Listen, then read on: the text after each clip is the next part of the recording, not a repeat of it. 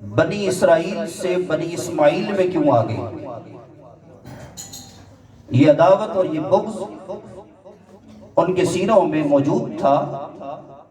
اور یہ آگ ہر وقت جلتی رہتی تھی، یہاں تک کہ بارگاہ مصطفیٰ میں بیٹھ کر بھی تاجدار کائنات صلی اللہ علیہ وسلم کی بے ادبی اور گستاخی سے باز نہ آتے تھے۔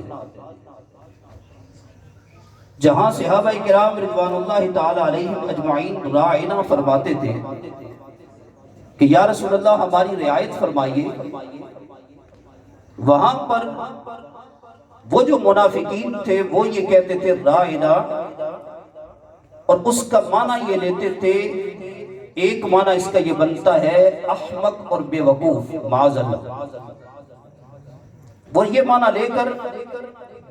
رائنا کا لفظ استعمال کرتے تھے، اور بعض اپنی زبانوں کو بل دیتے ہوئے راعینا بھی کہا کرتے تھے، جس کا معنی ہے معاذ اللہ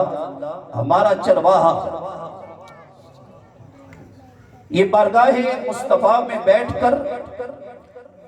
رسول اللہ صلی اللہ علیہ وسلم کی شان میں بے ادبی اور گستاخی کیا کرتے تھے۔ تو اللہ رب الجلال نے قرآن مجید کی اس آیت کو نازل فرما دیا۔ اللہ نے فرمایا یا ایھا الذین آمنوا، اے ایمان والو، اگرچہ اس کا غلط معنی لینے والے مسلمان نہ تھے، صحابہ کرام نہ تھے، یقیناً وہ منافقین تھے، لیکن اللہ رب الجلال ایمان والوں کو خطاب کر کے ارشاد فرما رہا ہے، اے ایمان والو، جب تم میرے مصطفیٰ کی بارگاہ میں بیٹھا کرو تو رائنا کا لفظ نہ استعمال کیا کرو۔ اگرچہ تم معنی ٹھیک لیتے ہو، لیکن یہ منافقین معنی غلط لیتے ہیں، چونکہ یہ ذو معنی بن گیا، تو ذو معنی ہونے کی وجہ سے میری غیرت اس بات کو گوارا نہیں کرتی کہ میرے مصطفیٰ کی بارگاہ میں بیٹھ کر کوئی میرے مصطفیٰ کی شان میں بے ادبی اور گستاخی کرے، میں یہ برداشت نہیں کر سکتا۔ تو اللہ رب الجلال نے فرمایا یا ایھا الذین آمنوا لا تقولوا رائنا، اے ایمان والو آج کے بعد رائنا نہ کہا کرو، بلکہ جب تمہیں میرے مصطفیٰ کی بات سمجھ میں نہ آئے اور سمجھنے کے لیے جب تمہیں کچھ کہنا پڑ جائے تو یوں کہا کرو وقولوا انظرنا، یا رسول اللہ یہ بات سمجھانے کے لیے ہم پر نظر کرم فرمائیے، نظر کرم فرمائیے۔ اور آگے جو لفظ ہے نا واسمعوا، کہ جب میرا مصطفیٰ بات کر رہا ہو تو یہ بات کیوں پیش آتی ہے کہ تم یہ پوچھتے ہو کہ یا رسول اللہ دوبارہ بتائیے، غور سے کیوں نہیں؟ واسمعوا، غور سے سنا کرو، جب مصطفیٰ بات کر رہے ہوں تو ان کی باتوں کو غور سے سنا کرو۔ وَلِلْكَافِرِينَ عَذَابٌ أَلِيمٌ، اور کافروں کے لیے دردناک عذاب ہے۔ سامعین محترم، آج تاجدار کائنات صلی اللہ علیہ وسلم کی تعظیم کی بات کی جاتی ہے، ادب کی بات کی جاتی ہے، اور سنی ہر محفل میں اور ہر جلسے میں تاجدار کائنات صلی اللہ علیہ وسلم کی عظمت و شان کو بیان کرتا ہے۔ بعض لوگوں کے ہاں سننے میں یہ آتا ہے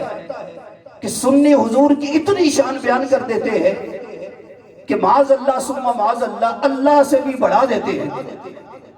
آئیے میں آپ کے سامنے وہ حدیث مبارکہ رکھتا ہوں تاکہ آپ کو پتہ چلے کہ صحابہ کرام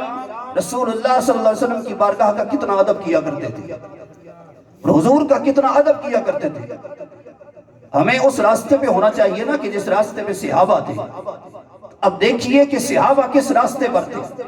اور صحابہ کرام حضور صلی اللہ علیہ وسلم کا کتنا ادب اور کتنا احترام کیا کرتے تھے۔ صحیح بخاری کی روایت ہے، میرے پاس جو عربی نسخہ پڑا ہوا ہے قدیمی کتب خانے کا، اس کی پہلی جلد ہے، صفحہ نمبر 92 ہے۔ حضرت انس بن مالک رضی اللہ تعالیٰ عنہ اس حدیث پاک کے راوی، عن انس بن مالک رضی اللہ تعالیٰ عنہ ان ابا بکر کان یصلی لهم فی وجع النبی الذی توفی فیہ، حتى إذا كان يوم الاثنين هم صفوف في الصلاة فكشف النبي صلى الله عليه وسلم ستر الحجرة وينظر إلينا وهو قائم فتبسم فهممنا أن نفتتن من الفرح برؤية النبي صلى الله عليه وسلم ونكس أبو بكر على عقبيه وظن أن النبي صلى الله عليه وسلم خارجا إلى الصلاة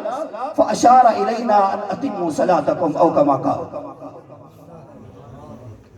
حضور سید عالم صلی اللہ علیہ وسلم اس وقت بیمار ہوئے. حالت بیماری میں حضور اپنے حجرہ انور کے اندر جلوہ فرما تھے. آپ نے یہ حدیث پاک دل کے کانوں کے ساتھ سننی ہے اور مجھے پھر یہ بتانا ہے کہ صحابہ حضور کا کتنا ادب کیا کرتے تھے. حضور اپنے